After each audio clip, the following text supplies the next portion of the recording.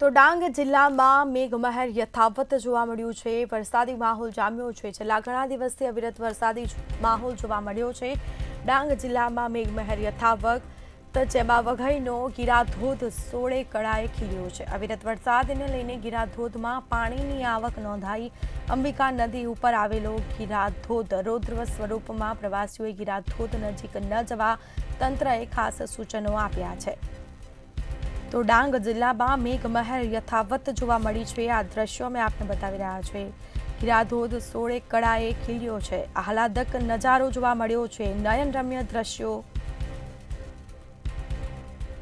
તો ડાંગમાં અવિરત વરસાદી માહોલ જામ્યો છે। ઉપરવાસમાં વરસાદ પડતા ગિરાધોધ 16 કળાએ ખીલ્યો છે। નયનરમ્ય દ્રશ્યો હવે આપને બતાવી રહ્યા છે। અવિરત વરસાદી માહોલ જામ્યો છે। અવિરત વરસાદને લઈને ગિરાધોધમાં વરસાદી માહોલ।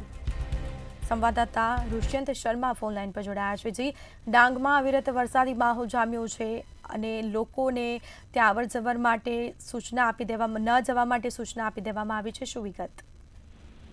જી, ચોક્કસથી કહી શકાય કે ડાંગ જિલ્લામાં જે અવિરત કેટલાક દિવસોથી વરસાદ વરસી રહ્યો છે, જેના કારણે જે ડાંગ જિલ્લામાં આવેલી નદીઓ છે, નદીઓ બે કાંઠે વહેતી થઈ ગઈ છે। નદીઓમાં નવા નીરની આવક થઈ ચૂકી છે। જે અવિરત વરસાદ વરસવાના કારણે જે ડાંગ જિલ્લાના પ્રવેશદ્વાર ગણાય એવા જે વઘઈ પાસે આવેલો જે ગિરાધોધ છે, ગિરાધોધ 16 કળાએ ખીલી ઉઠ્યો છે, જેની મજા માણવા માટે પ્રવાસીઓ ત્યાં દૂર દૂરથી આવી રહ્યા છે। ત્યારે ચોક્કસથી કહી શકાય કે ડાંગ જિલ્લામાં જે અવિરત વરસાદ વરસવાના કારણે જે નદીઓમાં નવા નીરની પણ આવક થઈ ચૂકી છે અને જે ડાંગ જિલ્લાનો જે પ્રવેશદ્વાર આવે છે, ગિરાધોધ 16 કળાએ ખીલી ઉઠી છે અને ડાંગનું જે સૌંદર્ય છે, પ્રકૃતિ છે, તે પ્રકૃતિ પણ 16 કળાએ ખીલી ઉઠી છે। જી બિલકુલથી આભાર આપનો। તો અંબિકા નદી ઉપર આવેલા ગિરાધોધ રૌદ્ર સ્વરૂપમાં જોવા મળ્યો છે।